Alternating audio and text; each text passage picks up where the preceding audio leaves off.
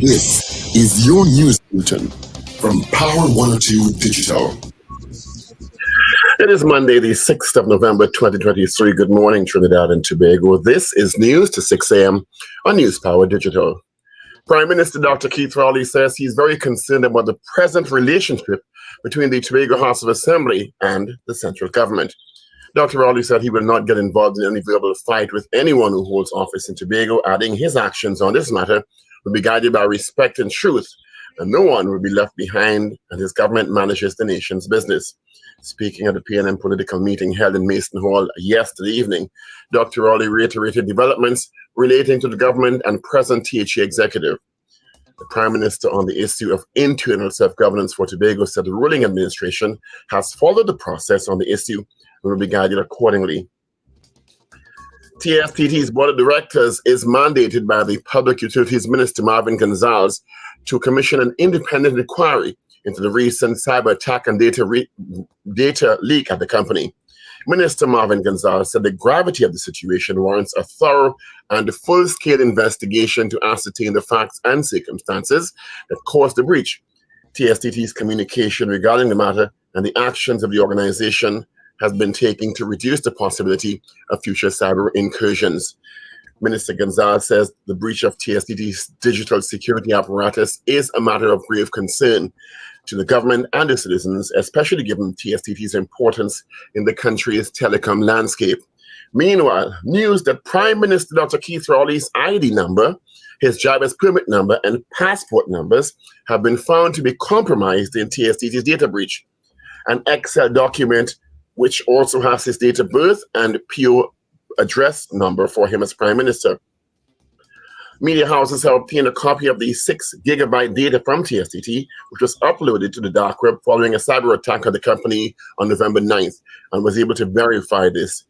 The data bundle includes scans, a list of names, credentials.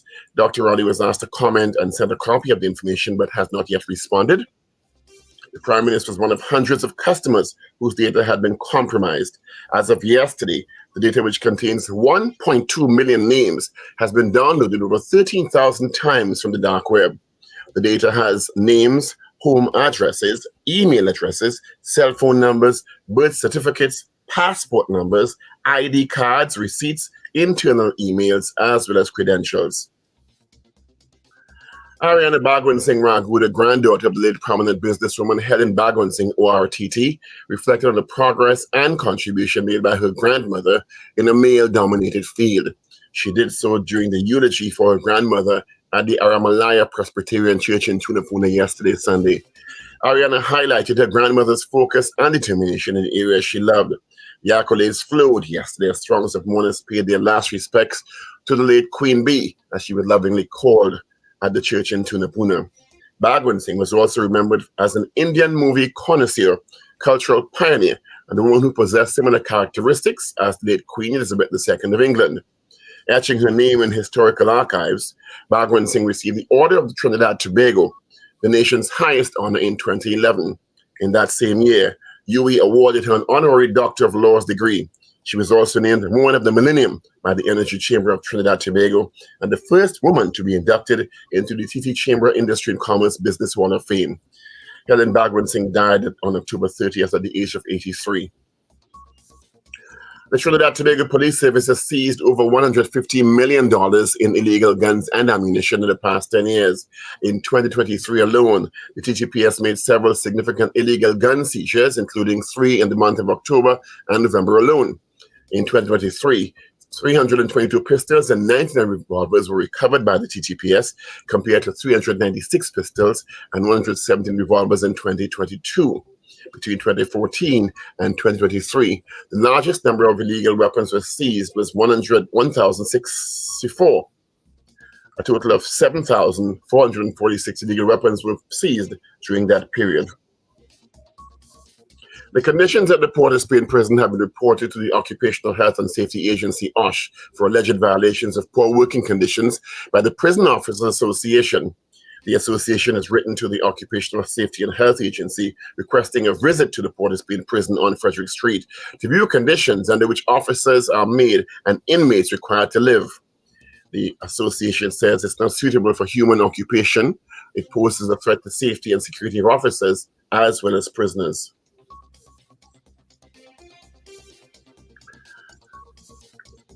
In news of the region, health officials in Barbados are advising the country's citizens to implement precautionary measures to avoid contracting dengue fever as they record an increase in cases on the island.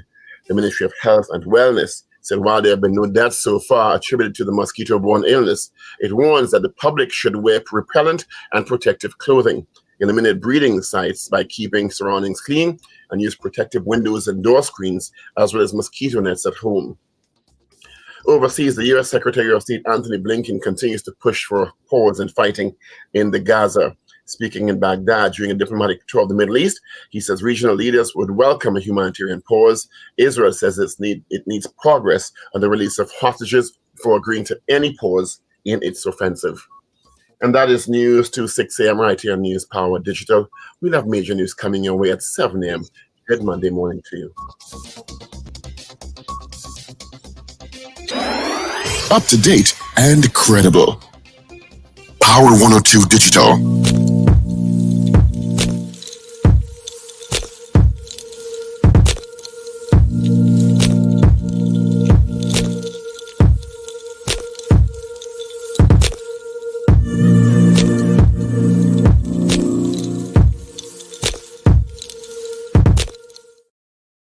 Welcome to a brand new week right here on Power 102 Digital. It is the Power Breakfast Show.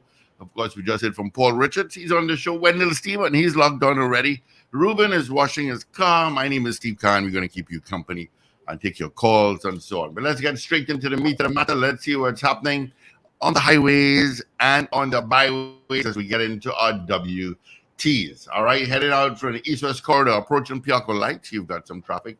Usual Trin City to UE. And pretty much it's clear a little volume by Valsane and the interchange, but just before Swim Call is where you'll pick up your traffic heading into POS. All right, San Fernando, I got nothing to tell you about. Solo, nothing really to tell you about, just by Chase Village towards Sugar Guanes and then Charlieville towards the interchange. Endeavor, passing Chin Chin Road on the southern main road. You've also got some traffic. All right. That's your T's. Let's get into the W. It is 26 degrees at Piarco International Airport. Same at Crown Point in Tobago. Weather Met Office is saying for our weather today, partly cloudy morning will become cloudy with a few showers and the medium 40% chance of the afternoon thunderstorm. This evening, partly cloudy with a few showers, gusty winds, street flash flooding, and frequent lightning may occur in the event of heavy showers and or thunderstorms. All right, checking some temps across our listenership. Let's see what's happening. Toronto, you're 7 with light rain in the forecast. Miami, 19. Orlando, 13. New York, you're at 7.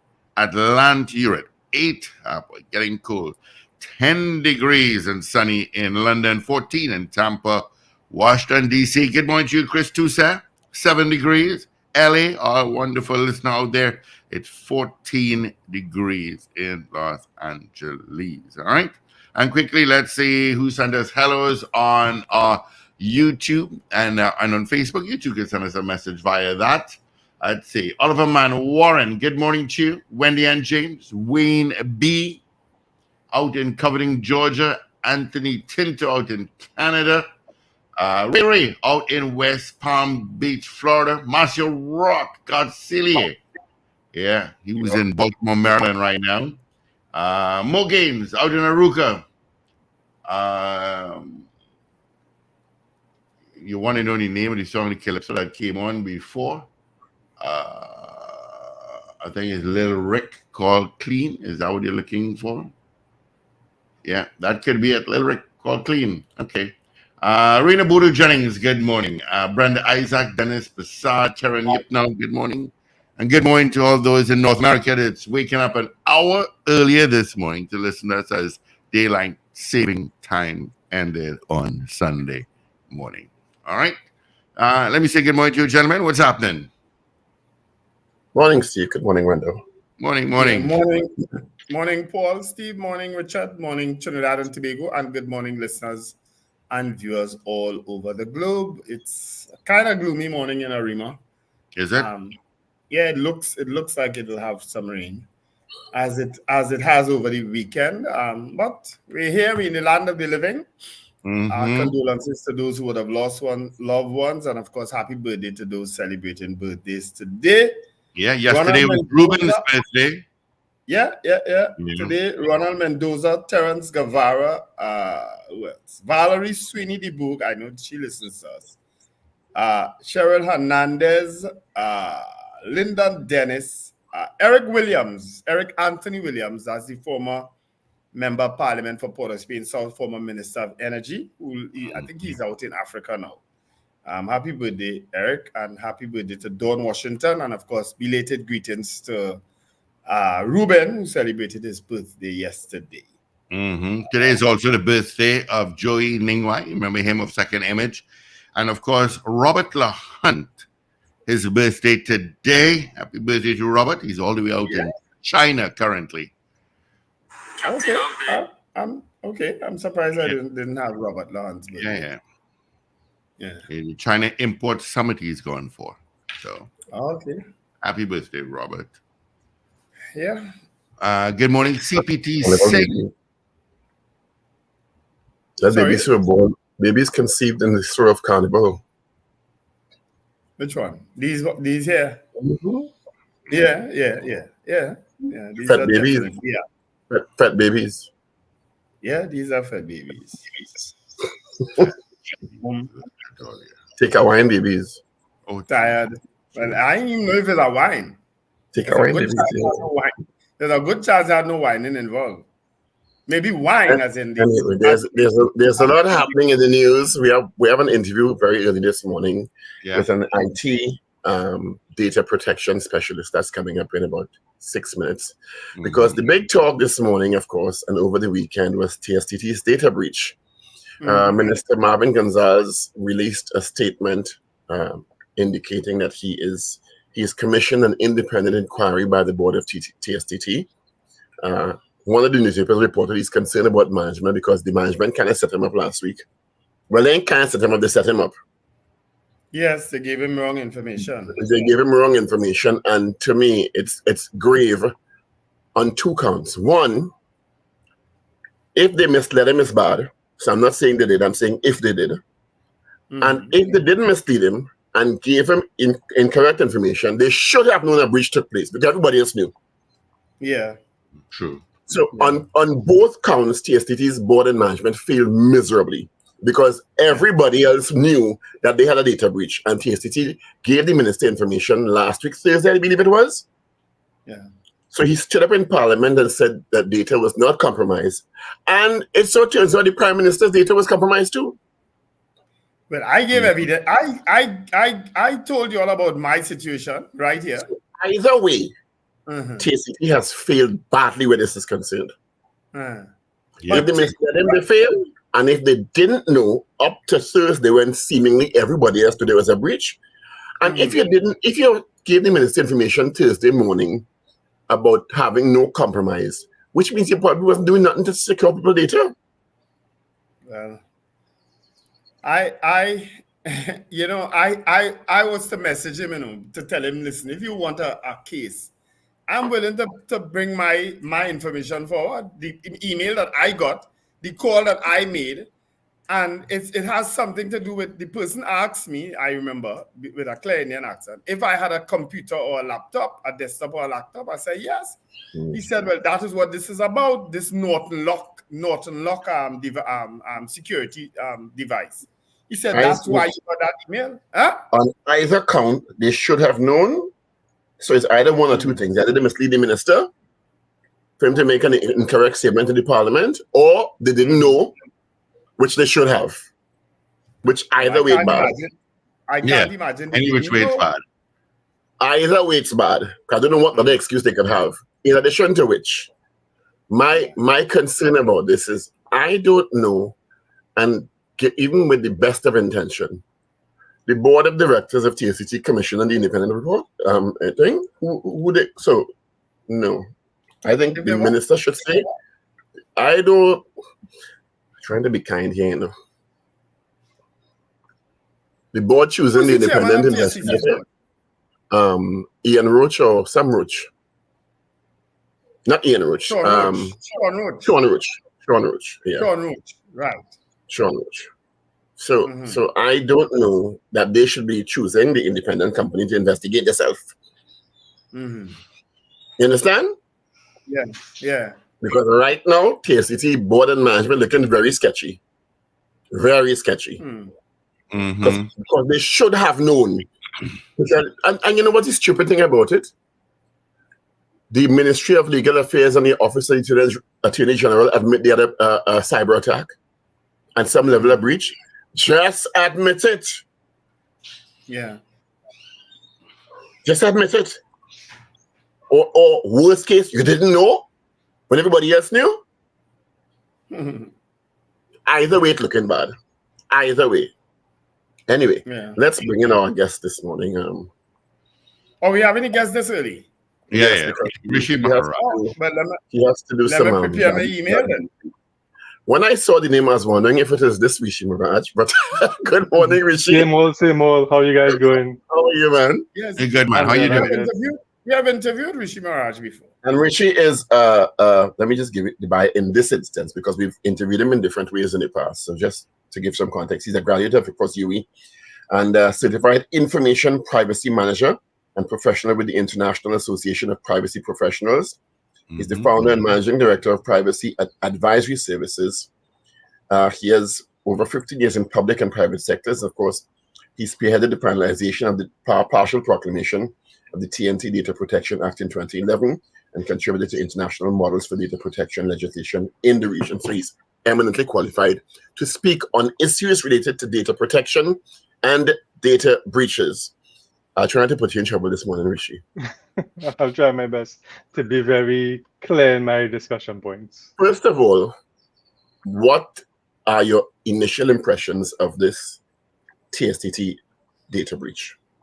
All right. So first, let me say that any organization could be breached. There's no perfect organization that has the perfect systems in place to protect them against data breaches. It could happen to anybody.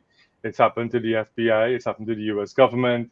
It's happened to large corporations all over the world. So anybody can suffer data breach. As best as you put your systems in place, it's going to happen one way or the other. What my biggest problem with this is the response and the communications that was put out, or lack of communication that was put out in a timely manner by TSTT. And I think because based on the timeline I've understood, the breach occurred on the 9th of October, or the incident occurred the 9th of October.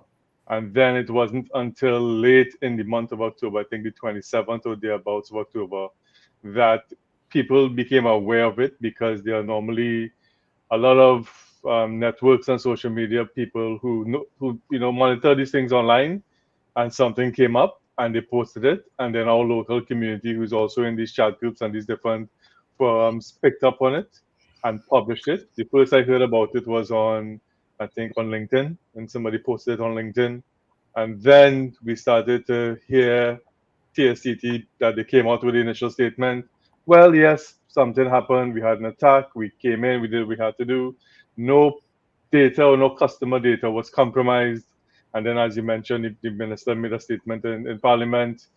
And I think the problem was that they were probably trying to do proper PR in a way, not to make it look as bad as it was. But unfortunately, if the information is online, people are going to find it. And our local tech people in the country went and looked, and they found information. I saw it myself. And when that came out and people began to say, no, people's personal information is out there, ID card numbers, phone numbers, copies of your pictures of your ID. I saw some instances of people making payments and the bank statement number and all those things that were there. TSC now had to backtrack. And that backtracking, I think, put them in a bad light. And then how can people's bank account numbers, ID numbers, passport numbers, etc., not be considered sensitive information?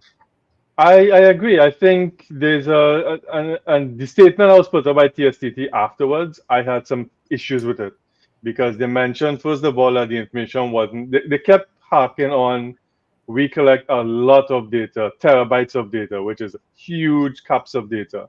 And it's only 6 point something gigabytes of data. But regardless of it was 6.5 or whatever gigabytes data, it's my information. It's my passport. It's my ID card number. It's something that's personal to me. And it's something that's out there that could be used and abused in different ways. You don't know how the information could be abused. So I think they were harping on the number and what data protection laws in different parts of the region tells you.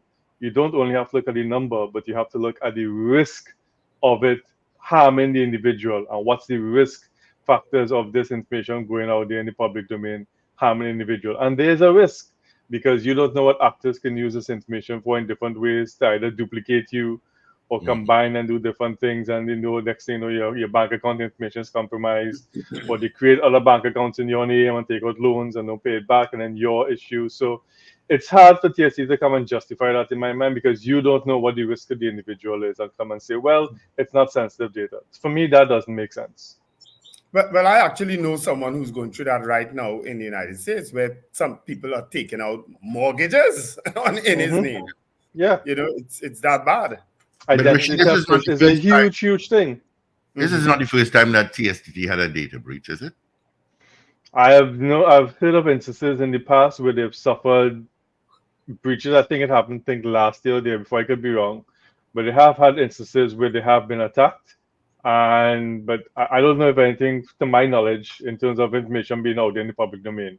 But they have been attacked. You mentioned October 9th as the date of the breach. Almost a month. Or the incident, and the minister went in Parliament last week, Thursday, 26th, which is more than 2 weeks after. Yeah. Which is, to me, as I said before, I don't want to drag into the controversy. Either they knew and they misled the minister and the country by extension, or they didn't know, which to me is equally egregious.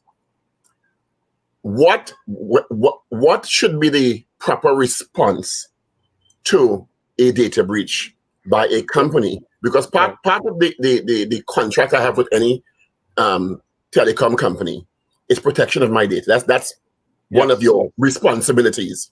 Now, as you said before, and any entity can be breached, but it's the response to that's the issue here, right? What should the response have been? And is it conceivable and proper for them not to have known, as everybody else seems to have known? I'm giving them the benefit of the doubt and say they didn't know, which is to me equally egregious. I think they would have known. I honestly think they would have known. I think TSTT would have had some kind of knowledge of it, either at the point in time or not too long afterwards. There would have been a knowledge of the incident. Now, generally, best practice, textbook approach would be, once you suffer a breach, you have to do certain things. Not many suffer a breach, because sometimes a breach could happen a week, 2 weeks, 3 weeks before, and you don't know. And then you gain knowledge of it after the fact. Most of the times you gain knowledge of it after the fact. Once you become aware of it, however, certain best practices will be, one, from a technical point of view, you have to lock down your system. You have to go and investigate to find out what went on, what happened, what information was compromised. And from a technical security point of view, there's certain things you have to do with regards to remediation. And if it was a virus, try to get out of it, whatever it may be. Then there's an organizational response. And the organizational response should be that you set up your, what we call a CERT team, a cyber incident response team. And that response team would comprise members of your technical IT security team, your legal, your marketing or communications people. It depends on different parts of the business that were affected. They should be part of that team. And you need to come up with a response, a playbook. And the playbook would be, one, we would have to notify individuals who would have been attacked, or we will have to now begin to put out messaging, because the key thing is trying to get ahead of information that may go out in the public domain that may put you in a bad light. And that's something that TSTT just didn't do. Their messaging on this was totally wrong and offbeat. Normal data protection laws that they have in the world, for example, we have the GDPR, which is the General Data Protection Guidance laws in the EU, as well as recent laws in Barbados, Jamaica, and as recently as August in Guyana. What they say is that once you've suffered a data breach, and that data breach affects personal data of customers, of anybody, customers, employees, clients, whoever it may be, once it affects personal data, you have to report that breach to the regulator within 3 days, within 72 hours. So within 72 hours, you have to put systems in place to understand what the breach is, what is affected, what controls or mitigations you're going to put in place, and you have to report it to a regulator. And it also goes on to say that if it's you also have to report it to the individuals who have been affected by it. And one of the key things we've seen coming out of this, I saw on at least on LinkedIn, where I normally am, people were asking, what does this mean for me? What can I do? What redress do I have? And unfortunately, the laws in Trinidad we have right now doesn't give people much leeway in terms of what they can do. TSTT has no obligation legally to report to any regulator. We don't have anything like that in Trinidad, nor do they have any obligations legally, not ethically, because ethically I think they should have let people know whose information was out there. But again, there's no law that's forcing them. I think that's the cover that they're trying to hide behind. But duty of care and fiduciary responsibility are also parts of the legal framework. So while there may be specific laws related to reporting to TAT and reporting to me, the customer, or whoever the customer is, apparently including the Prime Minister, quite frankly, because the newspaper this morning is reporting the Prime Minister's data may also have been compromised. He hasn't responded to confirm yet. But to me, even if there's no specific law, there's a duty of care and fiduciary responsibility, especially since the breach and the information may have affected me financially or may affect me financially or otherwise. Yeah, because here's an interesting question I actually asked my wife recently on this. Let's say, okay, the breach happened and certain information about me was put out in public domain. And then, so it happened from one company. So company A had the breach and my information got out in public domain. And then somebody used that, as Wendell said, to do fraud. And they probably got my credit card information, and then they ran up stuff on my credit card and do different things on me, right? And the bank is now coming at me to say, well, no, we have this stuff on your credit card and whatever like that. You know how the banks like to deal with information on credit cards already. And then you can show that, well, it wasn't me, it wasn't my fault, I didn't do anything wrong. It came out of company A. In that instance, and I would love to know the answer, I'm banging my brain as to what should be the answer to this. Who is responsible? Is it company A? Should the bank go after company A and hold them liable for the breach because it affected the customer? What are the the duty of responsibility and liabilities in those kind of instances? Because those are things that could really happen, and those are things that could affect people. And the question now is that if that happens, I am the one that may be stuck dealing with all this mess when I didn't do anything wrong. The fault wasn't with me. Yeah. Rishi, let me give you an example of what happened to me, right? I got an email 5 days ago. It says, the head of the email says, your purchase has been confirmed, and it has a long number. It says, from Binyam Tiweldi, it says, hi there. I just wanted to express my heartfelt gratitude for your recent purchase. Your support means the world to me, and I hope you enjoy your new product. If you have any questions or concerns, please don't hesitate to reach out. Regards, Binyam Tiweldi. And this is what the attachment had.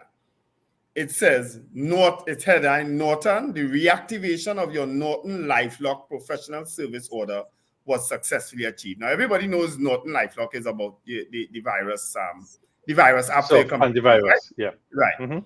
And it says it has an order number, an invoice number, dear Wenstep, my email address. Since Norton LifeLock is the most dependable, secure, and effective solution out there, we really appreciate your continued backing and promise to keep working hard to help you sustain the productivity you've achieved. Details of the subscription, and it says all the details. Validity 2 years, renewal price $599.99, total amount $599.99. And there are notes attached. It says, from the date of the transaction, you have 24 hours to return this charge without incurring any fees. 2, the transaction might not show up in your account statement for a few hours. 3, contact our support team via our designated channels, and we will be happy to assist you with inquiries or requests you may have. Any questions, you need help, and the event that you did not start or finish this transaction, please call our customer support team, and they gave a number. I called the number, and a gentleman answered, a gentleman with a heavy Indian accent answered. And he is asking me, I asking him, what is this about? He's asking me, do I have a laptop or thing? I say, yes, but it's not a laptop that I purchased. It's a laptop that I acquired through a company. You understand? Through my job, right? So I didn't initiate the purchase of the laptop. Neither did I initiate the Norton LifeLock security features, right? I just acquired the laptop, and it's now my own. He said, well, this has to do with, I said, well, listen, I didn't purchase anything. I didn't ask for anything. Please have this thing removed from my system. And eventually he hung up the phone, right? So, and this ties in with this same breach, clearly, that I feel, so I don't know if you have heard about this situation that I just read about, that I experienced from anyone else. And I don't know if anyone else out there experienced this situation, but this was so strange to me. And as I say, it coincided with this same breach.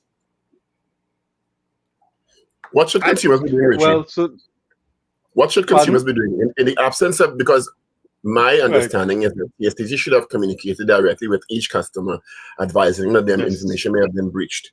And I know who feel that they've been breached and have been directly communicated, in addition to the wide mass media dissemination statement that TSTC made. So I think that they should have communicated your information may have been compromised. Take steps 1, 2, 3, ABC. What should consumers do in the absence of that? So in the absence of that, consumers need to be wary of emails that they receive, or text messages or SMS messages, because it could potentially be under the pretext of TSTT or another company. It could be a phishing attack. In terms of, they may have something and they may send you an email, and one of the key things is urgency. You have to click on this now to activate something, otherwise something will be disconnected or something would happen. So you have to click on this so they give you a sense of urgency. You need to be wary of certain types of emails and text messages. I get up to about a month ago, I remember having a running conversation on WhatsApp with someone purporting to be from Samsung, asking me if I didn't collect my prize for buying a Samsung phone and stuff like that, and then giving me a simple, quick scribble kind of form that I have to fill out and stuff like that. I didn't take on him.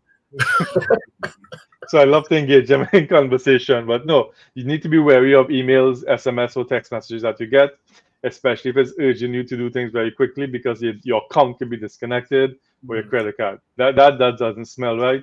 You need to verify with your company if it's a bank or TSC to whoever it may be. So you need to be wary of, you probably may be inundated with certain types of messages now. Secondly, you should, on your devices for logging in, a lot of devices are now doing what we call multi-factor authentication, which is you don't just enter a username and password, but you, I think I just logged.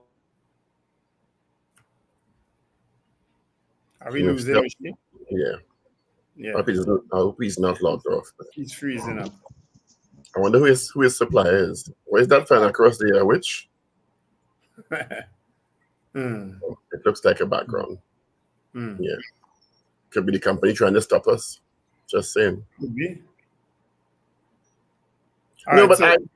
For me, it's almost unconscionable that it took that long for them to confirm it, and not only for them to confirm it, other people confirmed it before they actually admitted it.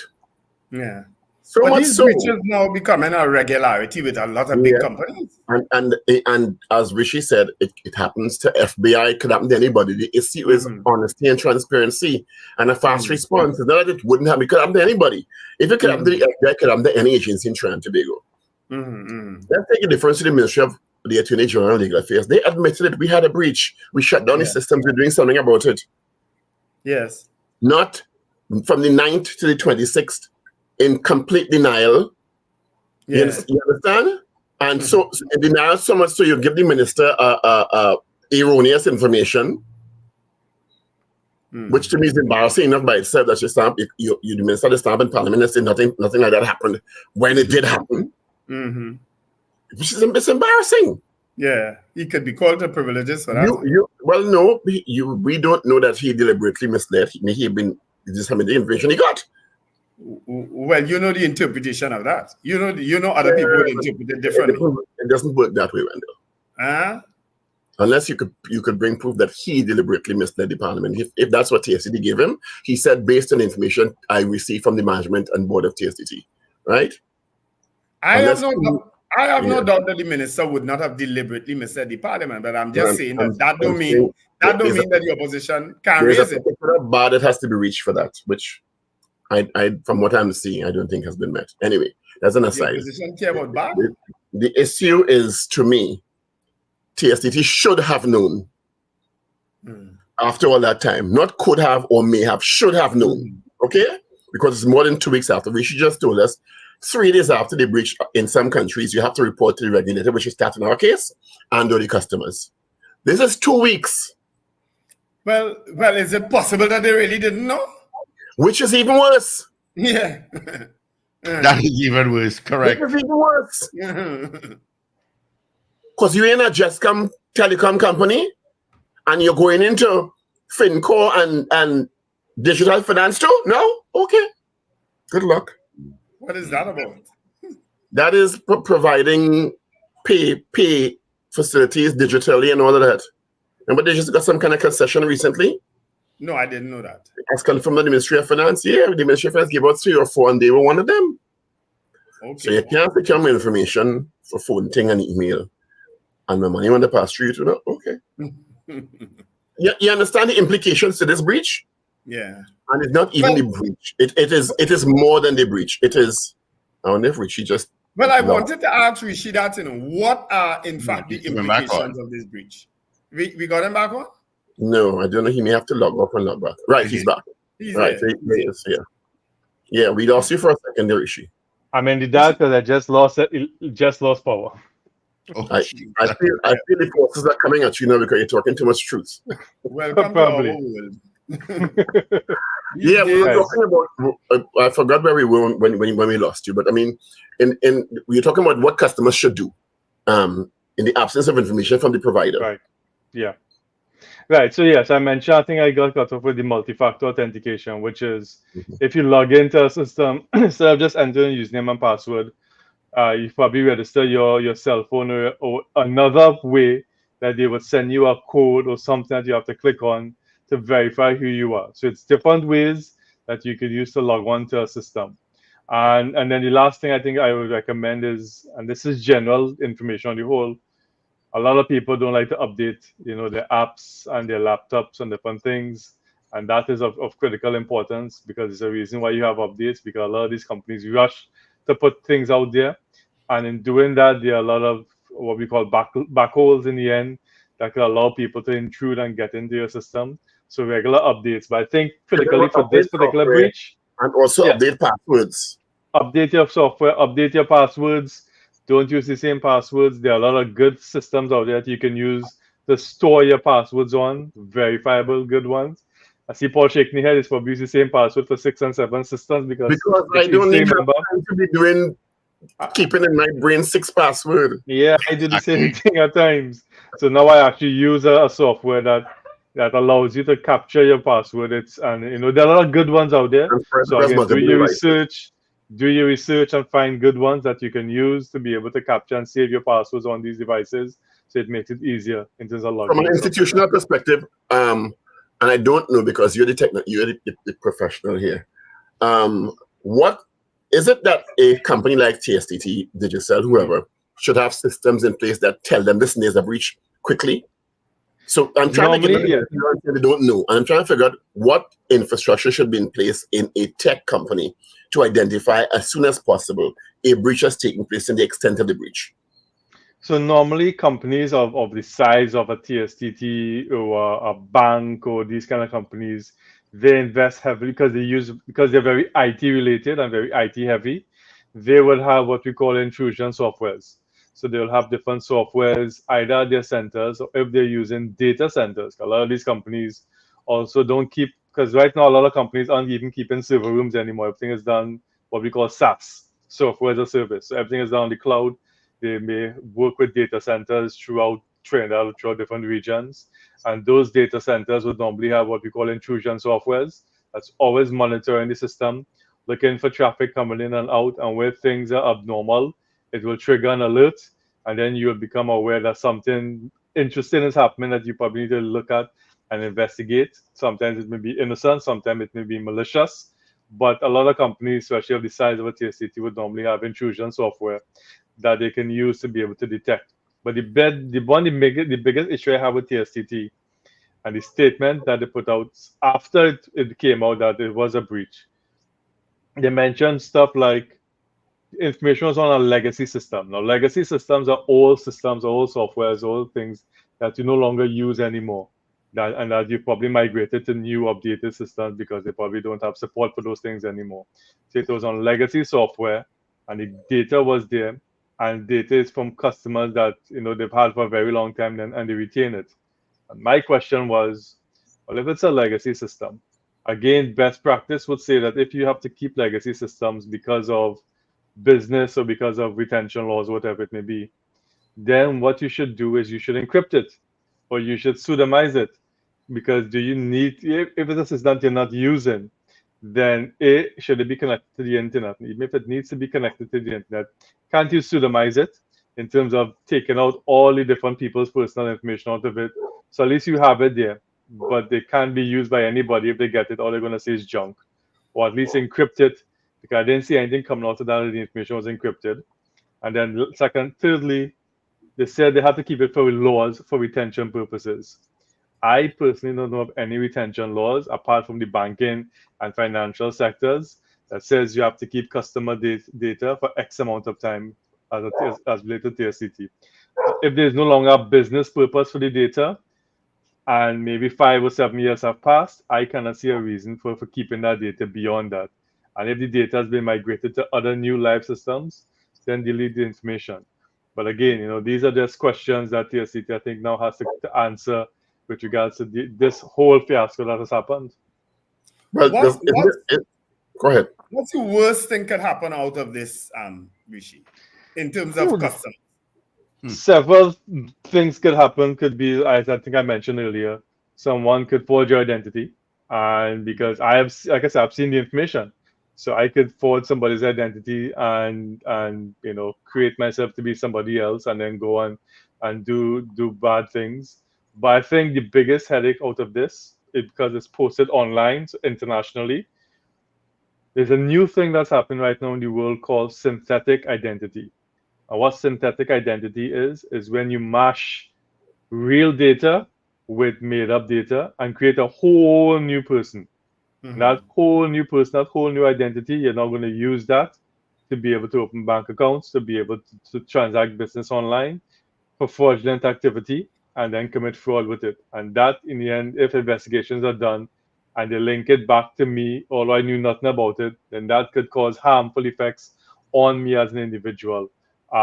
For saying that I would have taken out a loan with X institution and I didn't pay it back, and I like, what loan? I didn't know anything about the loan, So these are some of the bad things. People could duplicate your information. So there are several different things that could be a risk to an individual with this information putting out there. So I think that's why I disagree with TSTT saying it's not sensitive data. I don't think TSTT could claim that any data from anybody out there is not sensitive, because anything could be done with data in different ways that could be harmful to me. Well, if you see the message that the minister sent, it also included concerns about the approach to communication TSTT took, in addition to the breach, because he was very specific about what was in that press release yesterday about, and the fact that he wants an independent investigation suggests he may not be necessarily trusting information coming out of TSTT at this point. But I don't know. Yeah, I think TSTT, they've been found out, because as much as they try to hide it, once the information is published online, people with the skills and the knowledge could go out there and find it and then show TSTT were wrong. So I think the minister definitely was misled. I don't think he maliciously tried to lie to Parliament. I think he was going on, and Paul, how ministers are. They would rely on the information provided to them, the entity. They call the entity to send the information, the PS. Right, exactly. So the PS would call and say, listen, Minister needs to know X, Y, and Z, or he may have his personal advisor go and talk to the chairman and say, listen, this has happened. I need to put out a statement as the minister responsible. Guide me, because you're the ones who are dealing with, you're the technical people. You have the knowledge, you guide me. And then they will send him. So I don't think he purposely went to mislead. He went on information as presented to him. Unfortunately, it has now shown that it was wrong and that he was misled by TSTT. So I think he's totally right to call for an independent inquiry. But to your point, Paul, who should appoint that independent inquiry? Should it be TSTT? Because then that That's, can, that's my concern. all No, kinds of questions, because now a level of trust and confidence has been breached. Exactly. Yeah. Generally. Because again, it comes down to trust. For me, data protection always comes down to trust. Can I trust TSTT to handle my data properly in a secure manner afterwards? Can I trust them to independently investigate this or appoint people to independently investigate that will give an impartial, accountable, transparent report? And if that's the case, then maybe the minister and the team should, or maybe Parliament, I don't know, but somebody else should appoint these independent advisors or these independent people to go and investigate. Because if you ask the SCT to do it, then again, that may create sense of, well, I can't trust you to appoint people who are going to act on your behalf and then give a report that's favorable to you. Richard and I jokingly, not me. Richard and I have a running joke over the years. We don't know why people do hack into these things and wipe out all your debts. You have no more bills to pay or you have no more taxes. People don't. There are people like that out there. I'm going to distance myself from anybody suggesting anybody. Rishi, thank you very much for being with us. No problem. Have a great day, man. All right. All right. Yeah, Richard and I had a running joke about that for years. Yeah, do that. They're hacking into they hacking to give you more debt. Exactly. Hack and wipe out the debt, son. Oh gosh. Let's quickly go through the news. There's a lot of news this weekend. This was a news-filled weekend. It was. I didn't read from the first last week where the human trafficking man was convicted and escaped, and nobody can find him because he take off the electronic bracelet, to all kind of confusion. Right? So we start with the Express. It's November 6th. Good morning. Hines vows no cover-up in sex probe. Of course, police officers were also identified as having sex with a child in that, sadly. Witness surrenders after 4 months. COSAL donates $100,000 to Salvation Army. Gonzalez orders cyber attack probe. Tributes flow for Queen Bee. Of course, Helen Bagwan-Singh laid to rest yesterday. And Nagar opens in fine style. Right? Let's move now to the Guardian online for today. Rowley's data leaked in cyber attack. Somebody in real trouble this morning, let me tell you. Fearful tender for Helen Bagwan-Singh. Gun violence, part of culture, not going away anytime soon. Waning confidence in TT dollar in Jamaica. Sinilan Komoto Sangre Grande Highway to open in 2024. MSJ calls on government to sever ties with Israel over war with Hamas. And what else? Yes, let's move now to the Newsday Online. That TSCC thing is so bad, let me tell you. Newsday, MP Saddam Hussein. Well, it went away. Let me get it back. Electronic monitoring unit compromised. Woman dies at hospital after self-inflicted burns. End of Airbus A380 production. Cop sees pistol after man fires shot to scare bandits. And criminologists don't blame police solely for poor performance rating. Those are trending stories in your Express, Guardian, and Newsday for today, Monday, November 6th.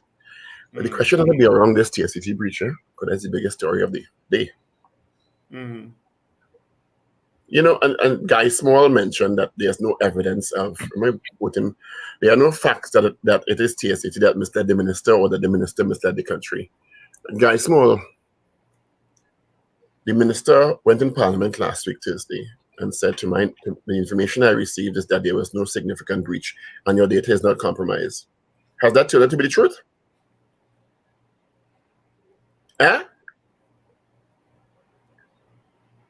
Or is that now that we know an inaccurate dissemination of information, either deliberately or indeliberately? I don't know. That's the point where that we don't know. And if they didn't know, why they didn't know 2.5 weeks after? So where's the question this morning, guys? Why do you come up with that? Let me give you the results of our poll from Friday. Of course, Friday we did ask you. Let me just pull it up here. Do you believe there's more in the mortar than the pestle when it comes to the TTPS? Of course, that is some officers going on a very long leave. The results are in 100%. 100. Said Well, yes. the question coming straight out of that same story, Paul, was the minister misled by TSTT? I have a more subtle question. More subtle than that. Yeah. Do you think TSTT attempted to cover up the data breach situation? Yeah. You think there was a cover up? Yeah, because the minister's mandate now for an independent investigation suggests that he has concerns about data coming out from TSTT. You understand? So do you think TSTT attempted to cover up? And if she just told us that the information was inaccurate, the data breach situation, yes or no? I ain't want to go with mislead because mislead implies intention, and I don't know. You understand? Okay. All right. Yeah. They cover up a little more, less sinister, but equally as egregious to me. Well, pretty egregious, you know? Because trying to do public relations and cover up, to me, a little sketchy too. So the numbers are 222-8255, toll free, North Americans, 866-525-1099. Our morning poll, gentlemen. Was there a cover-up attempt by TSTT? Yes or no? you have two polls, two answers already. Yeah. Do you think TSTT attempted to cover up the data breach situation? So let's go. We have some other votes here. Good morning, Carol Guevara, Guy Small. Richard M. Jeremiah says yes. Jean Clark says yes. Ron M. says yes. Wayne B. says yes. Josie Richardson, I say yes. Ms. Maloney, good morning to you. Beauty Culture, good morning. Trinity in Boston. Rena Bodu Jennings, good morning. Do you think TSTT attempted to cover up the data breach situation? Yes or no? 222-8255. North Americans, you're an hour behind. Toll free, 866-525-1099. Oh, yes, the clock went Helen back this Prescott weekend. says yes. Gregory Bauer, yes to the poll. Karen Yipnow says yes. When did the clock go back? Was it yesterday? Yesterday morning, 2 a.m. Oh. So it's there now what? 5:55. Yeah, it's like Ray and Trinity in Boston, and they all got up at 5 o'clock to hear us. Let's get this call. Good morning, caller. Good morning, gentlemen. Sammy Grandy, yes. Thank you, Grandy. Edwin Marshall says yes. Carol Guevara says yes. Wayne Joseph out in Canada says yes. Cynthia Ramsarup says yes. The 9th of October, you know. You know how far the 9th is? Today's the 6th of November. The 9th was just prior to the Price Smart incident. Yeah. When you tell me there was no compromise, I relax. I'm less vigilant. You understand? Yeah. The Price Smart incident was just around that time. I had recently I told them in Parliament they need to bring back the cyber law legislation for debate. They need to update our cyber legislation. Well, I shouldn't say the Price Smart incident, but the Republic Bank incident, because they took ownership of it. Which is, and you see a Republic Bank move? Proper PR and communication. It happened. We take full responsibility. Don't blame Price Smart. Yeah. Michael Williams says yes. Augustus Cato, in relation to Ruben Cato, says yes. Beauty Culture, yes, they did. Richard Duku says yes. All right. You have 3 minutes again. Give us your vote. Call us 222-8255. North Americans 866-525-1099. Yes or no is what we want to hear from you. Do you think TSTT attempted to cover up the data breach situation? Edwin Marshall said, I was so hurried to vote, I forgot to say good morning. Good morning to you, Edwin. CJ out in New York. Chilly one for you, CJ. Yes. Even as you went to up in Hillview, A food long time. you need to go. Visit the acting principal. Beautiful. Re- I said the man, they build a new library or they open a new something. The man want you to go to see the beautiful acting principal. Yes, what the jail is I hear on radio.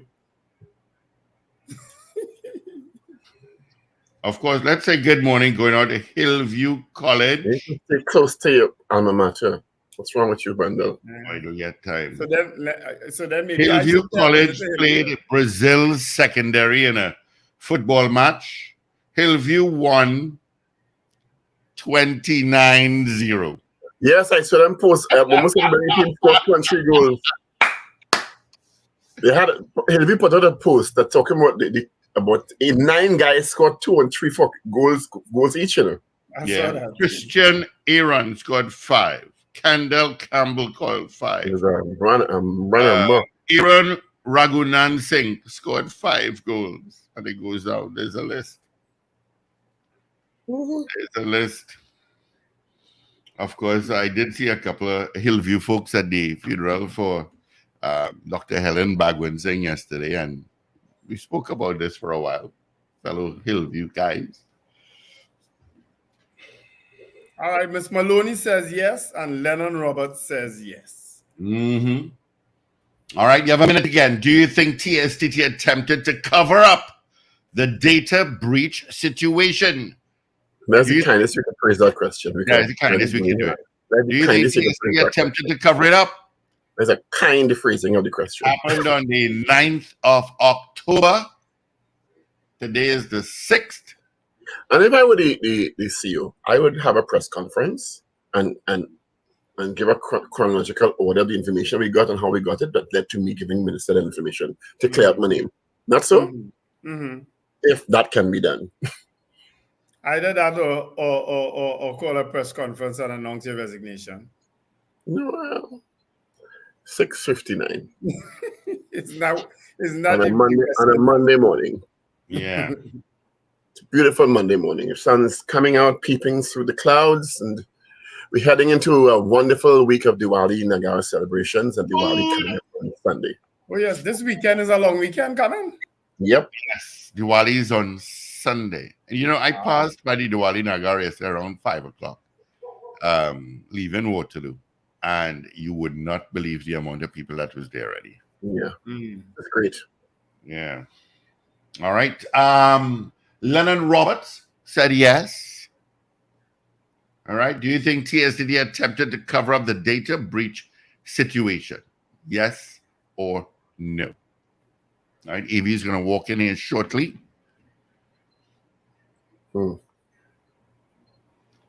Yeah. She's both bad, you know. Earlier on, we had Rishi Maharaj speaking, but he was very frank about what he thought the missteps of TSTT were. You understand? And he identified several missteps from TSTT. And clearly, Minister Gonzalez is not a happy camper regarding the information that was given to him and how TSTT has handled this. So much so, normally ministers would say, I've ordered an investigation by the company or the agency. Not so? He said an independent investigation, which means that really too much just for coming out to your mouth right now. My Cynthia concern. Daniel says yes, and Ian Robley says yes. Robley is a real Tobagonian name.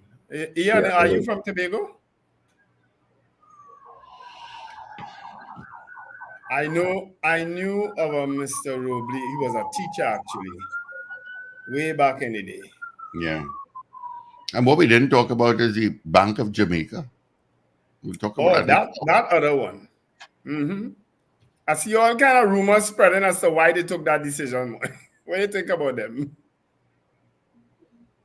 No comment. I'm going to say something because I'm into island fever. When you stop taking your money, I think you should give you back your money for Air Jamaica too. Yeah, you really want to cause an into island fever now. Give you back your money for Air Jamaica. Okay? Remember that? All right. Yes. Okay. Can't forget. All right. Hmm. Hmm. You pay plenty money for your Jamaican. It didn't work. It was never going to work. Okay? No. Right. That is the late Patrick Manning's generous heart. It was, eh? That's basically where it was. Yes, It was yes. the late Patrick Manning being very generous at that time. Let's help our Caribbean brother in some trouble. And Ian has confirmed he is from Tobago. Morning, Tobago. Remember Emery Robinson, the late? Yes, the Emery junior? Robbery was a news reporter, right? Yeah. Yeah. Yeah. We will have, speaking on TSTD, we will have the minister on tomorrow morning. Right? You will have, sorry? Have you confirmed that? Because I Yes, messaged it him. is confirmed. Yes, he just got a buff. Right. And we also have Clyde Elder from TSTT. And on Wednesday, we have a data security expert from Caribbean Impact, which is the regional body that deals with cybersecurity. So we have been lining up this week for them. Yeah. All right. So, AV, good morning. Avril, St. Hill, Bob. But you can't blame me this morning. 7:03. Good morning, Avril.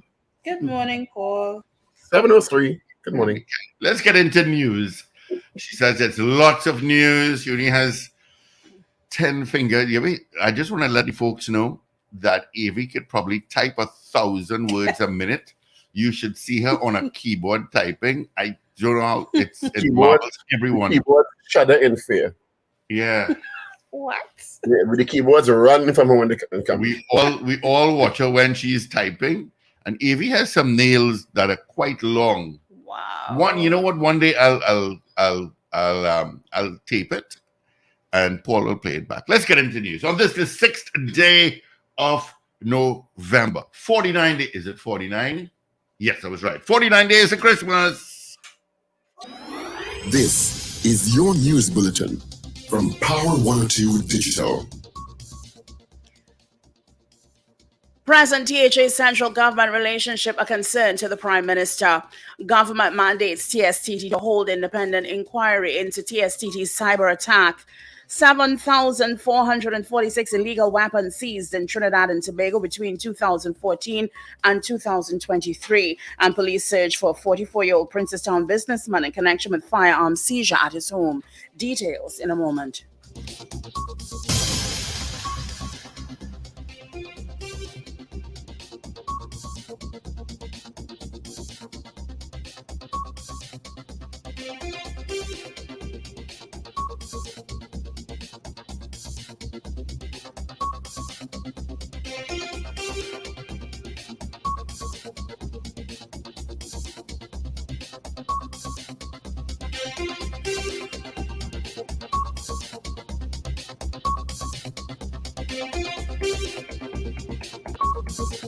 This is news to 7 o'clock on Power 102 Digital. I'm Avril Sintel-Bab. Good morning. Prime Minister Dr. Keith Rowley says he's very concerned about the present relationship between the Tobago House of Assembly and central government. Dr. Rowley says he will not get involved in any verbal fight with anyone who holds office in Tobago. He says his action on this matter will be guided by respect and truth, and no one will be left behind as his government manages the nation's business. Speaking at a PNM political meeting held in Mason Hall on Sunday evening, Dr. Rowley reiterated developments relating to the government and the present THA executive. Dr. Rowley, on the issue of internal self-governance for Tobago, said the ruling administration has followed the process on this issue and will be guided accordingly. Dr. Rowley said even though the PNM lost the THA election, the central government will not relate to present executive with any grudge, nor will, but with fairness.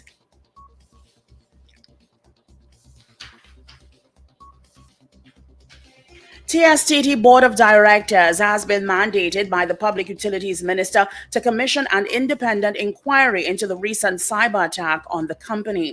Minister Marvin Gonzalez said the gravity of the situation warrants a thorough and full-scale investigation to ascertain the facts and circumstances that caused the breach, TSTT's communications regarding the matter, and the actions the organization is and has been taking to reduce the possibility of future cyber incursions. Minister Gonzalez says breach of TSTT's digital security apparatus is a matter of grave concern to the government and citizens, especially given TSTT's importance on the country's telecommunications landscape. Ariana Bhagwan Singh Raghu, granddaughter of late prominent businesswoman Helen Bhagwan Singh, reflected on the progress and contribution made by her granddaughter in a male-dominated field. She did so during the eulogy for her granddaughter at the Aramalaya Presbyterian Church in Tunapuna on Sunday. Ariana highlighted her granddaughter's focus and determination in the area she loved. Mrs. Bhagwan Singh died on October 30th at the age of 83.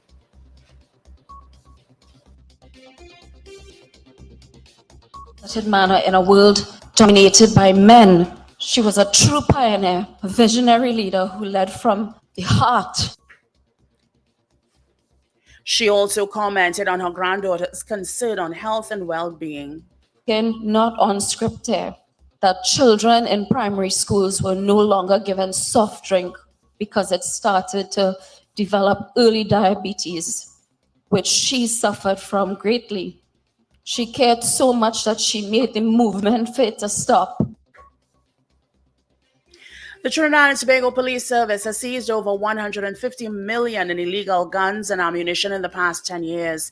In 2023 alone, the TTPS has made several significant illegal gun seizures, including 3 in the months of October and November alone. In 2023, 322 pistols and 99 revolvers were recovered by the TTPS, compared to 396 pistols and 117 revolvers in 2022. And these include AR-15s, M16s, mini Uzis, 50 caliber rifles, and 12-gauge shotguns. Between 2014 and 2023, the largest number of illegal weapons seized was 1,064 in 2017, with 988 in 2018, 888 in 2019, and 755 in 2020.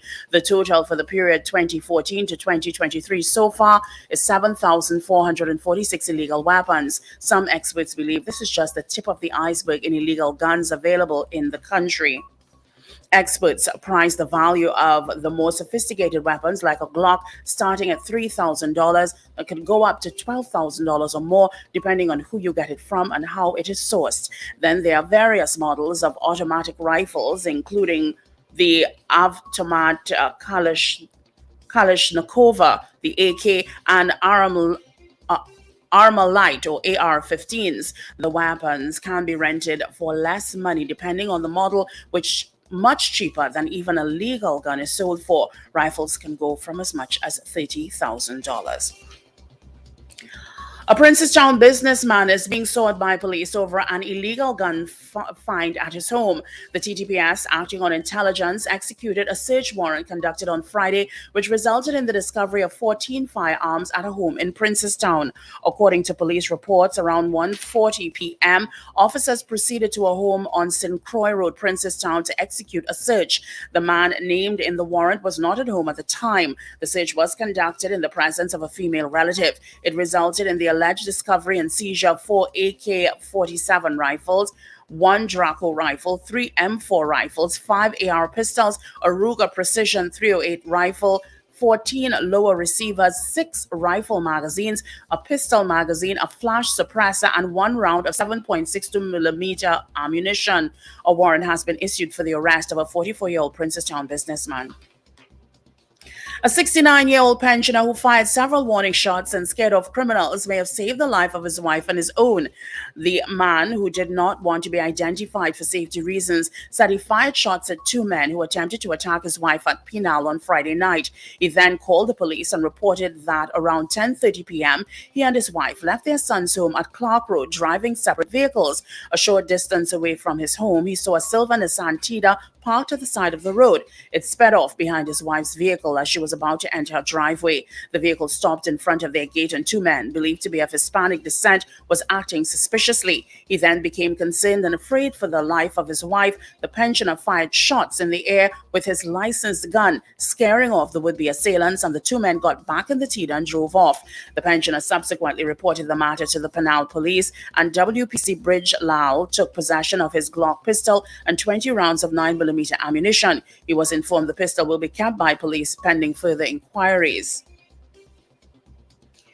The conditions at the Port of Spain prison has been reported to the Occupational Health and Safety Agency, OSHA, for alleged violations and poor working conditions by the Prisons Officers Association.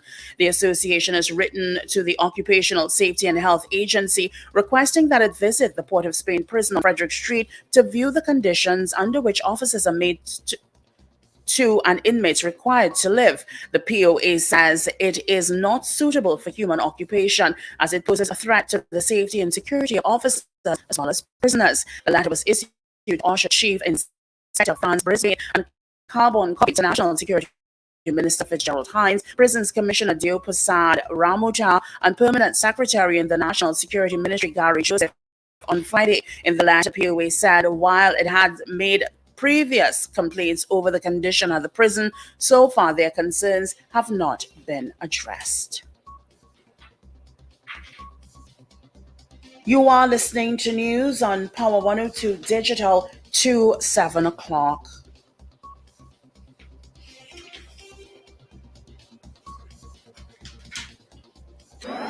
On November 17th, the Tobago arm of the Trinidad and Tobago Chamber of Industry and Commerce is scheduled to hold discussions in the Sister Isle with Trade Minister Paula Gopi-Schoon on the expansion of the Tobago business sector. This has been confirmed by Vice Chairman of the Tobago arm of the Trinidad and Tobago Chamber of Industry and Commerce, Demi John Cruikshank. Speaking at a news briefing, the senior Tobago Chamber official said deliberations with the Trade Minister is critical as she will bring input from Exim Bank and Export TT as attention will be placed on export and manufacturing. Invite the Minister for Trade to come to Tobago sometime within this month to meet on the 17th. She's going to come with Exim Bank. She's going to come with Export TT. She's going to come with all of the things. We invited her to come to Tobago. So let us start to talk about exporting and manufacturing on the island. Into weather news for the period today till midnight. Trinidad and Tobago, partly cloudy morning will become cloudy with a few showers and the medium chance of the afternoon thunder shower.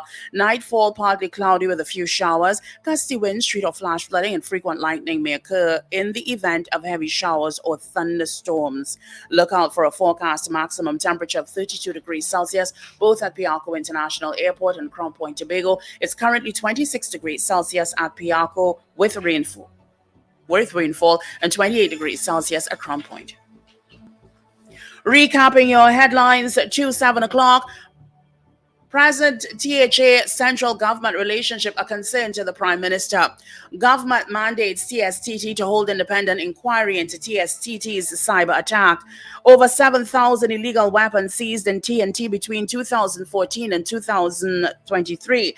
And police search for a 44-year-old Princestown businessman in connection with firearm seizure at his home. I'm Afril Sentil-Bab. That was news to 7 o'clock on Power 102 Digital. Look out for more news in detail at 12 noon and an update at 8 o'clock this morning. For more details, log on to power102fm.com. Up to date and credible.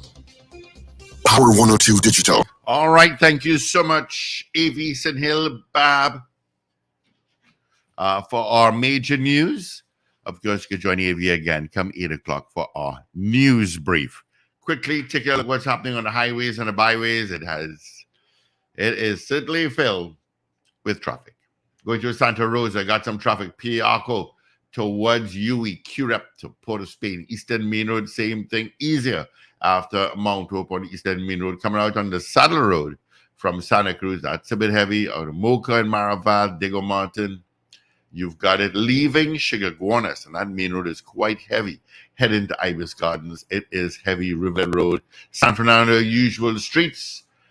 You've got some traffic there, but your traffic on the Solo is pretty much going to really be sticky just after Chigaguanas. All right, quick, no accidents I can see. I can tell you about. All right. Of course, we do have some other votes here. We got. Okay, Mrs. Arden vote.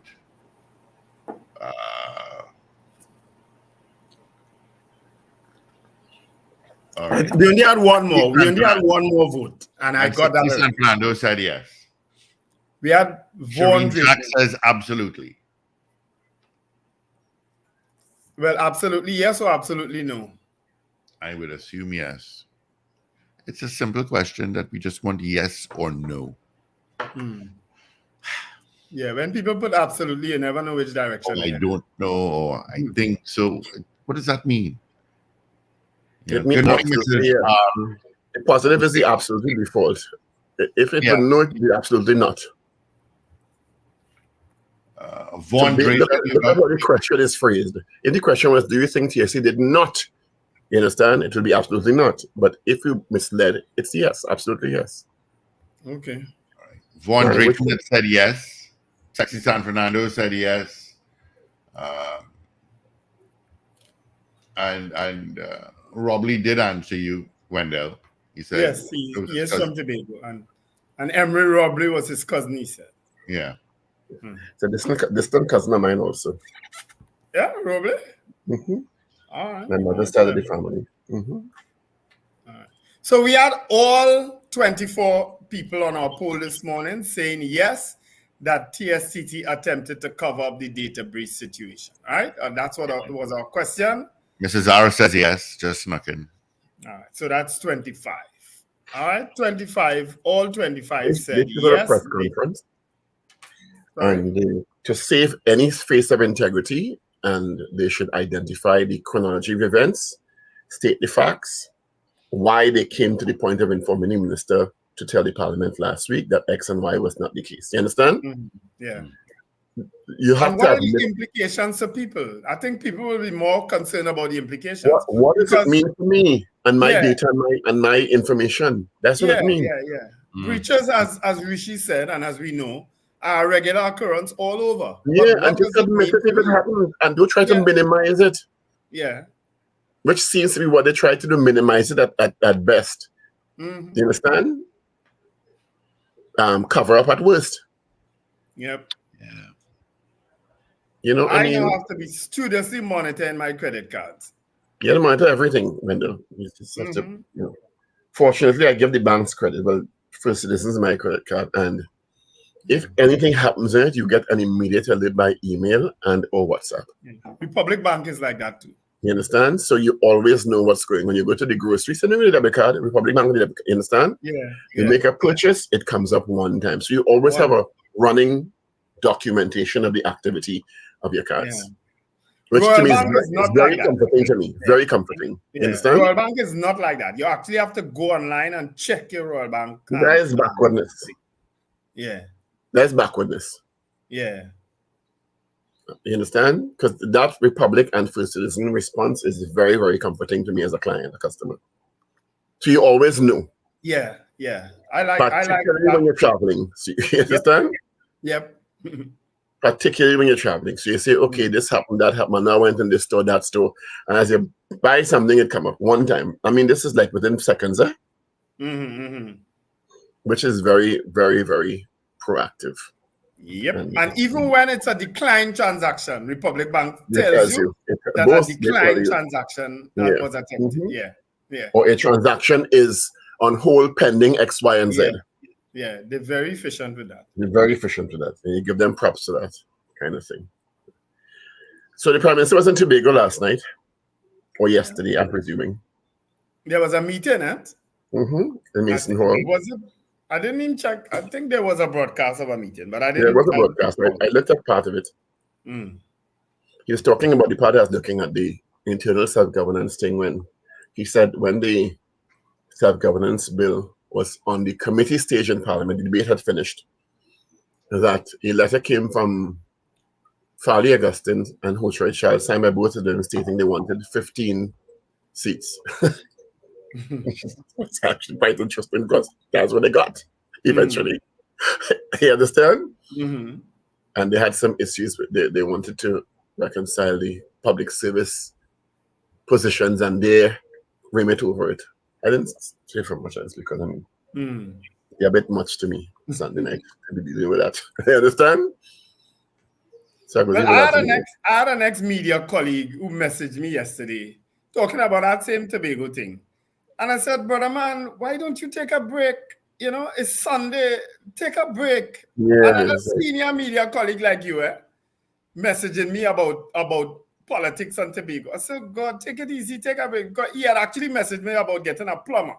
So when he messaged, I said, did the plumber fix your pipes? he said, well, then you have a way of saying things. He worried about politics in the pipes. The clogging of his pipes. He said, you have a way of saying some things. I said, yeah, because it's a lighten up, you know. You can't be so intense all the time, you know. The other issue over the weekend, of course, is that press conference hosted by the Minister of National Security on Friday. Talking about this miscreant, this, let's say, pedophile. Or the guy who escaped custody. Yeah. Who get convicted of 5 charges of human trafficking and child prostitution. Right? Anthony Michael Smith. He was found guilty. He applied for bail, got it on the condition of a electronic monitor placed on him. He's out on bail to the sum of $2 million. And he was sentenced to 15 years as a fugitive from law enforcement. How did he get but what was the basis of a monitor being placed on somebody like that? Bail. That was the condition of bail. Right? So the magistrate. Is he the first person we've done that with? No. But he's the first person who got charged with human trafficking. Convicted of human trafficking, I should say.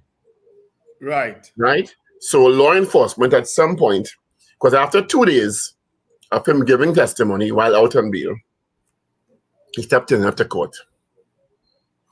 And according to the report, law enforcement said that they realized somebody was tampering with the ankle bracelet. And by the time they reached he gone. So I am trying to figure out what is the point of the ankle bracelet. Yeah, it shouldn't be so easily removed. And what you can't find here. Worse than that, Justice Jeffrey Henderson authorized the release of the girl's testimony, in which she said, while being held hostage and trafficked, a police officer was the last person who had sex with her. In a station? But I didn't see the station part. No, I'm asking. No, I don't think so. I think they had identified some place in East Trinidad.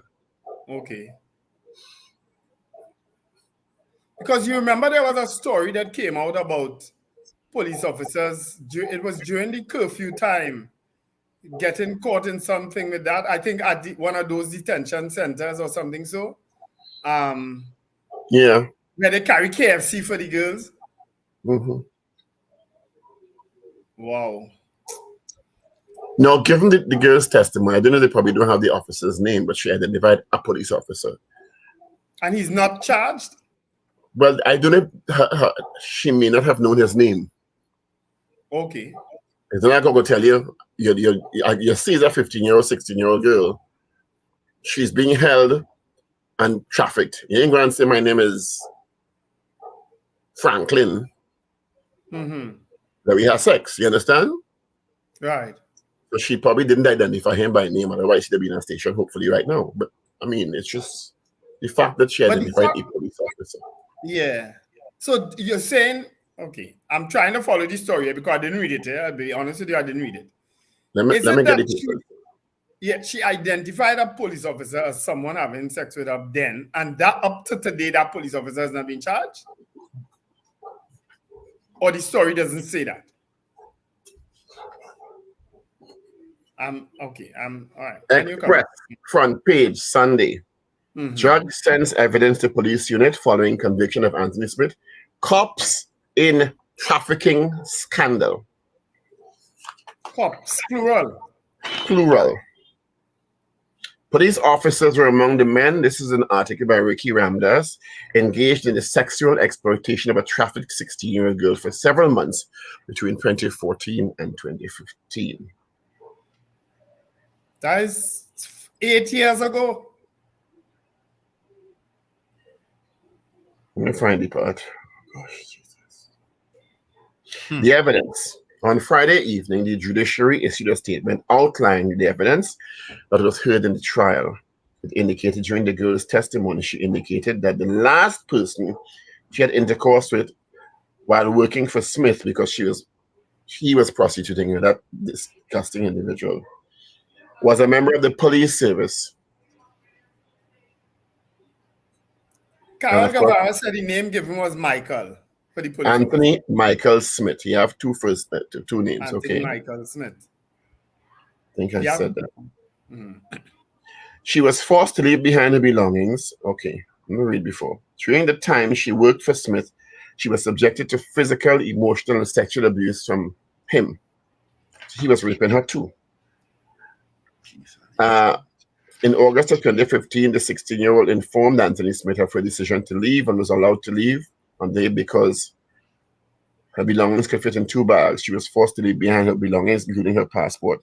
Her passport eventually led to the arrest of Smith. I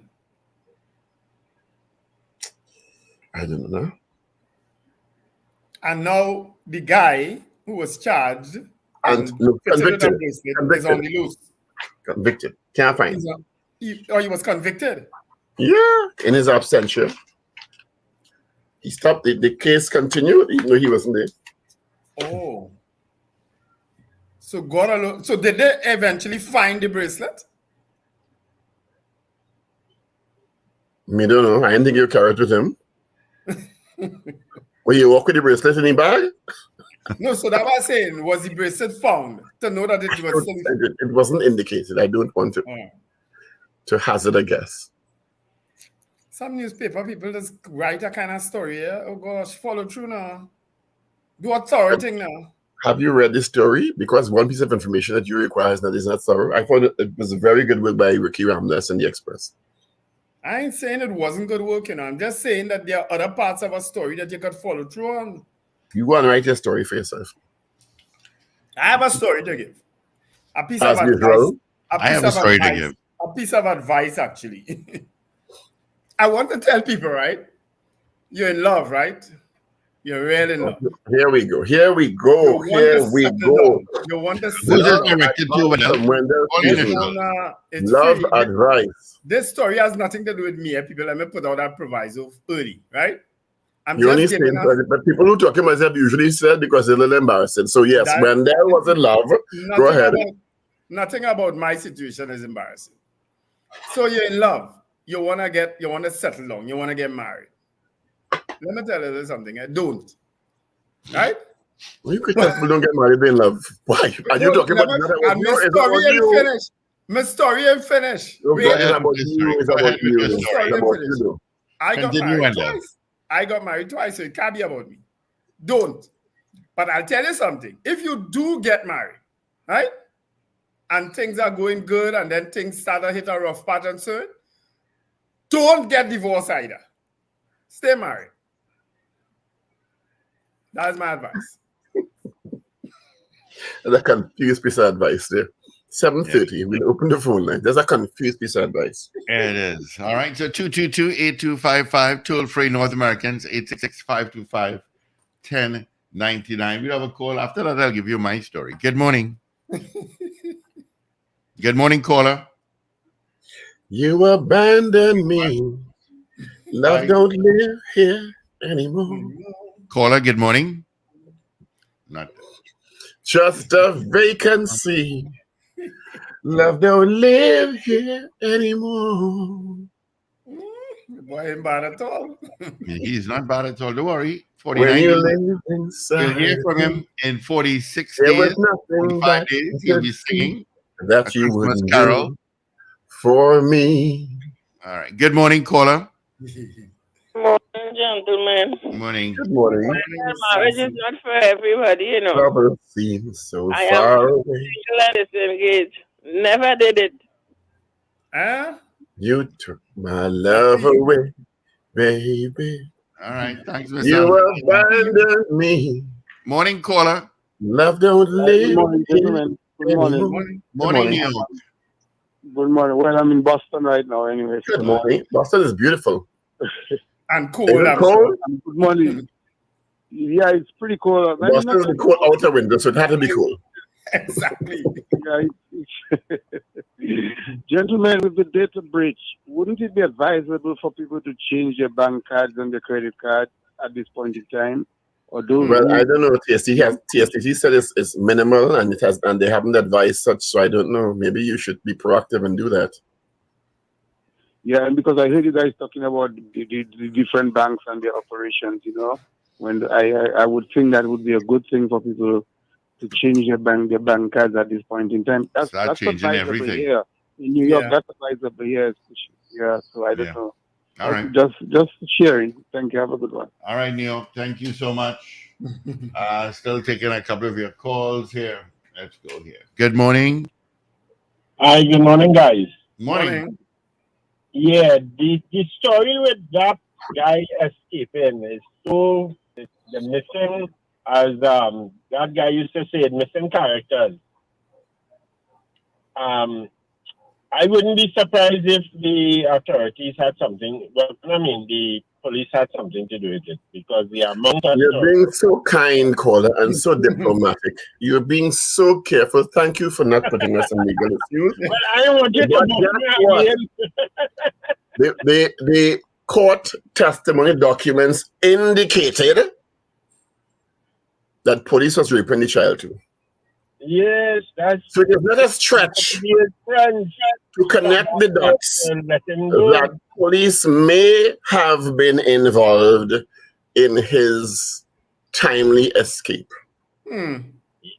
Because you have, I think I've mentioned it to you all. I personally know someone whose family got into an accident and their husband died, head-on accident with a police officer.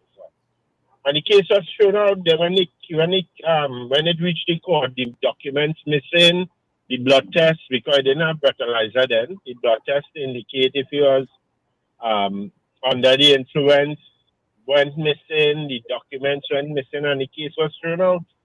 And there are many, many instances where people, inspectors, drop them home. And what about this contractor guy in Valsine with 19 AK-47? You ever hear the case called? No. Oh, yeah. That was some years back. Yeah, that's years now, and the case never called. Never. Operative word? So, where's the operative word there? Where's the operative word they call her? The police. No. Money, people with money, yeah. No. It wasn't found in Laventille, they were found in Valsine. Yeah. That okay. My bad. Okay. My bad. Very, very insightful. It has some places where there's fine gun, people don't get charged so at all. Or I think if you find it in the bush after weeks of surveillance and stumbling upon it, oxymoron much. They don't arrest nobody. All right. So Thank they found 7,447 guns in the last 10 years. Yeah. Thanks, congratulations, TTPS. That is a drop in the bucket. But the other day they went and raided a place in South and get more guns. And they couldn't wait for the person to come home. The person wasn't there. The owner of the property wasn't there. They now have an arrest warrant out for him. You think this place easy? We have lots of calls, gentlemen. Good morning. Good morning, gentlemen. Good morning. Yeah, I've been hearing in the news that we can't buy US in Jamaica using TT dollars anymore. Our businessmen also buy US in Guyana using TT dollars. So I suppose those who were buying in Jamaica would want to buy some in Guyana. Or if they were buying in both places, they would want to get some more from Guyana, which is going to create a problem. Because, yes, we have some traffic going back and forth here. But if they don't need the TT dollars, it tells us that we don't have anything that they want. Or whatever they want, it trades in US dollars.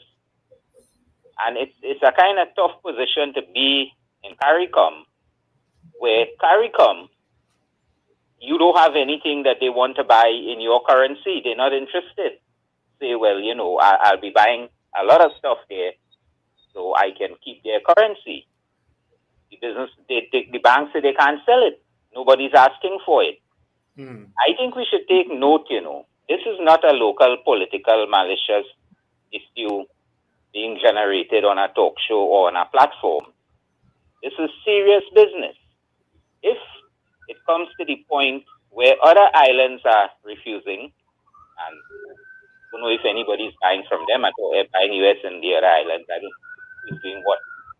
We get it, that, we are being turned down. Well, I'm surprised anybody was taking TT dollars in the first place. I was surprised at that. Yeah.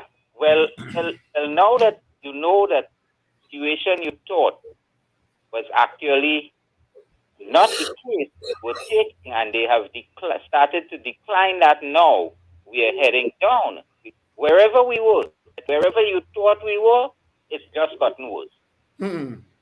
Possibly. Possibly. Always look at the direction of flow, People will tell you this is not a still state. So I tell them, if you see me standing on my stairs, I'm in the middle. You can't make a judgment. You have to see if I'm going up or down. We are heading down. This is a clear indication that we are going down. Because if they could have sold that in some roundabout way, because they get commissions on these things, that's their business, they would have taken it. If they could have sold it to Grenada or somebody else somewhere around the Caribbean, they would have taken it. So it is clear that nobody wants it. And all right. Thank you, Pina. As the lots of calls, short and sweet this morning. Good morning. Sorry. Hey, morning, Richard, Wendell, Steve, and everybody. Morning. Morning, Mr. Pina. Wendell, I hear you give up that conversation just now. When you accused Paul a while back, but somebody write some article and I give half of the story. No, I didn't accuse Paul of anything. Some things they read. And you say they must write it more transparent or something. No, I said you could add more to the story. Right. You could add more to your story there because you see that. It's not my story. It's not my story. I tell you, if you're in love, Mr. Patrick, listen to me good. If you're in love and you want to get married, don't. If you get married and you want to get divorced, don't. You can't get clearer advice than that. So here what going on. I heard I said something last week that within 2021 it had 5,000 divorce, and 2022 to 2023 it had 10,000 divorce. Yeah. You know, they said that last week? I think so. I think that came over the news. Yeah. So therefore, people ain't taking your advice? Well, clearly. Because maybe I've never given that, Mr. Patrick, I've never given that advice before, though, I'm just saying, these days... But among the people I know, when I meet them, how are they going? We done, we move on, we divorce. Something happening fast now? Yeah, sadly. I know, I realize a lot of people have a lot of property arrangement. In the time, they don't get divorced because of property arrangement, because if I lost half of anything or all, it's something different. Or sometimes the only way they get and you know, Mr. Patrick, you have a lot to lose. You better keep quiet.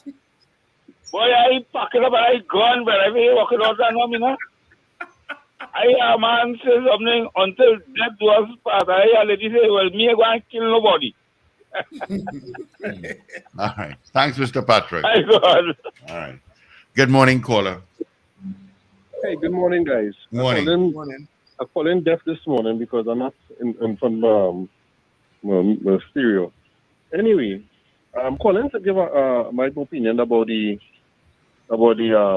speech that the Minister of National Security made, Fitzgerald Hines made, about the arrest of this individual. My peeve was his excitement about it. Right? I don't know if Paul didn't take it from that angle, but he sounded excited to announce that a law that has been passed since 2012,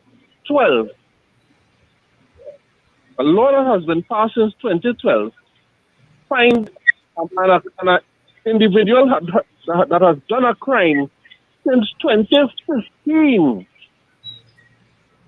has finally been arrested in 2023. The timeline that I'm talking about. Mm-hmm. And he is so excited that that a law that has been passed 10 years ago, more than almost 10 years ago, has finally yielded one arrest for something that is branded about this place as something going on happening. I find a piece of the story. Go ahead. And the man get away. And you're rushing the brush, Brian Paul. You're rushing the brush. And the man escaped, absconded. And then took it further to say, don't mind that. At least the law working. Forget that part, that the man escaped. That is not the big issue. But the law working after 10 years. What are you really doing in this country? What are you really saying in this country? And you know what? That is the art of politics. Taking what to any rational person would be atrocious performance on the part of several agencies and turn it into a victory. And he spin that into something. Well, try to spin that for the sycophants and who might really believe that nonsense. And try to spin that into something positive. And I'm like, really? I'm glad that you raised it this morning, Paul, because it was my intention to talk about that this morning. I don't see how only one person though could have been charged in a case like that, where evidence came out that other people were involved, and including police officers. How is it that only one person could be charged in an incident like that? Because they only get the passport by one person. It's the passport that convict him, you know. Yeah. The passport. If you have somebody's passport in your possession, that's a crime there. And the person make allegation that you're not giving them back the passport. That is kidnapping basically. And you could chalk, now we realize you could chalk that up to other human trafficking because the person are now we're restricting the movement. Yeah. So the passport convict him from what they read in the article. Is the passport alone convict him? No. Based on a news report that I just read there, I have questions, and when they're correct, the journalists in this country, I've said it already, journalists in this country just give half a story. I heard on the news that a businessman is being sought after for possession of illegal firearms in his home. However, one female was in the home. I hadn't heard on the news if that female was arrested in any other situation. If drugs is found in a house, whoever in the house just get locked up. I think the woman was charged too, you know. I think the woman was arrested and charged, but they're looking for the owner of the home now. Well, I didn't hear that in the news broadcast, so I'm glad that you could clarify that. I think so. I think so. I think so. But my question is, Lincoln, was my question was just taken out of place.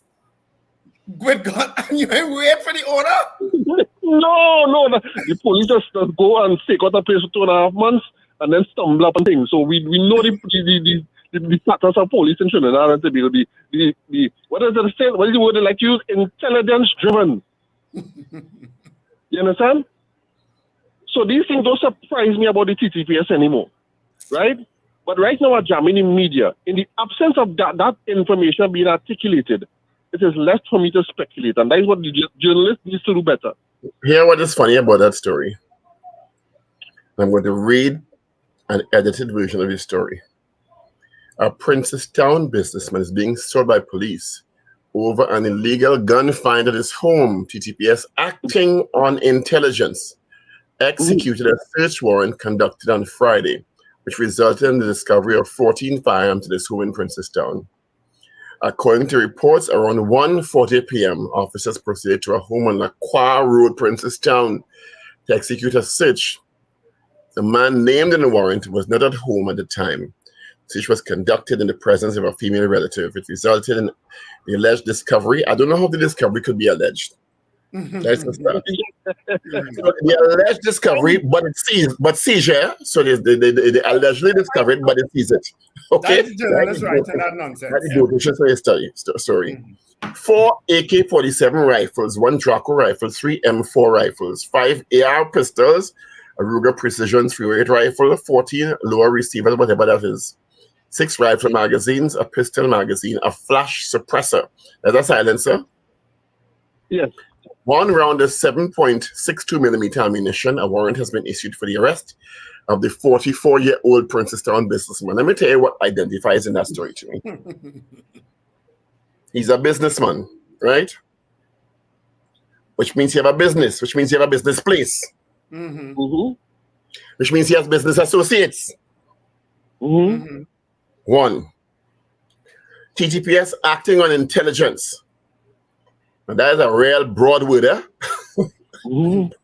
Used in this context, it means information, not necessarily intellect. Right.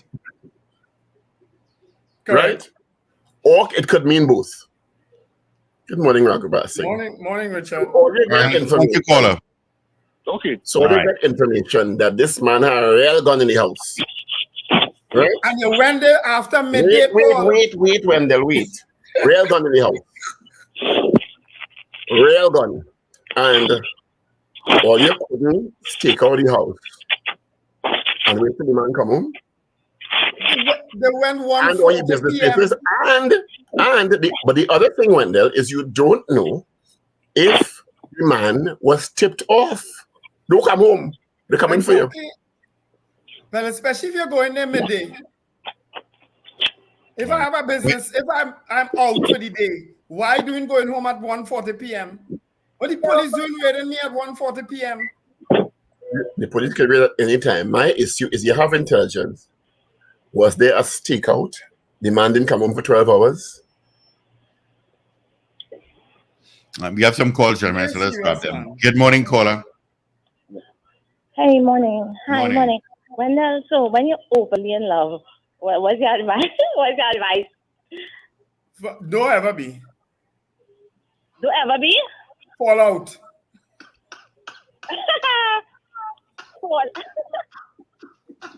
You tell me to fall out of love with them?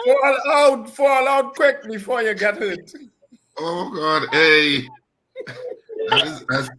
That is as cynical a perspective of love as you can get. Wow, Wendell, wow. Morning, sugar. Morning. Stop liking a lot and leave it right there. But I like a lot and it's in work too. Mrs. R. Mrs. R, good morning. Good morning, honey. Morning, Paul. Why didn't you keep the man in the bed? What are you telling me now for? The show almost over.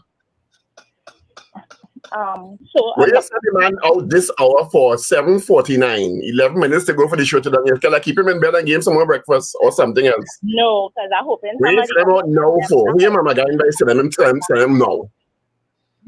No, I'm hoping somebody help us fall back asleep, and that time we could just. This telling now is just temptation for the heifers. You always be keeping me back real plenty in the morning. I find out, real plenty when I'm trying to leave the house. But if you keeping me back, we keeping you back. Steve taking a call or kind of thing. So, but anyhow, I'm just calling to say good morning. Look, so I hear Wendell give some advice this. I wonder what you could tell me, what you could do for me, boy. Wendell, I know again what to do. My advice was very simple, do not get married. But if you get married, do not get divorced. My advice very simple. Okay, well, that doesn't happen to me right now, Wendell. I'm overly in love, so. And you have to love, as I say, I'm looking to open my gate and leave home. Hugs and kisses to you guys. Be careful on the road there. What is this disgusting fly? All right, thank you, Mrs. R. Good morning, caller.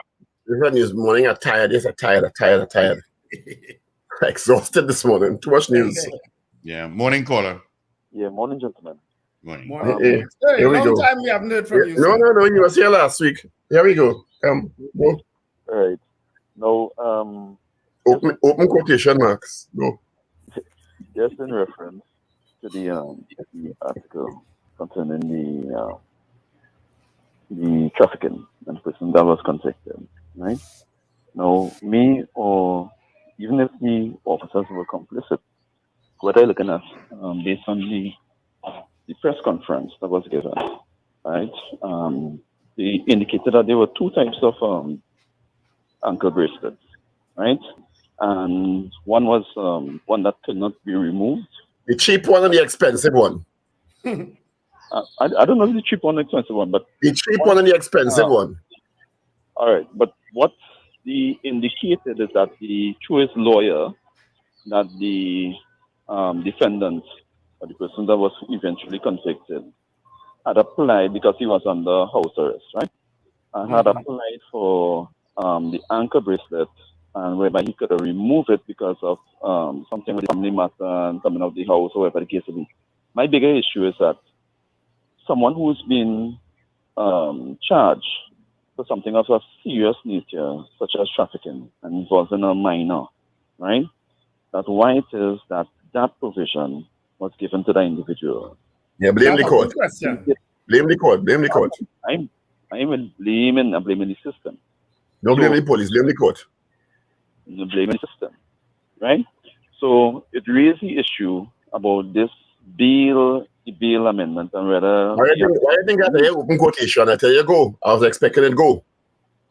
You're expecting it go, right? Oh yeah, it's you know. Yes.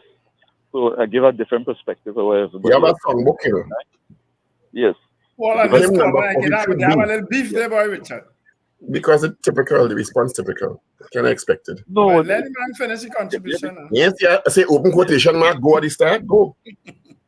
Yes, because Paul, if it is that someone give a different perspective, what the normal. I am not discounting perspective. I say go. I expected the perspective. Let the man finish now. Right. Oh gosh. So my issue is reviewing this bail amendment and depending on serious nature.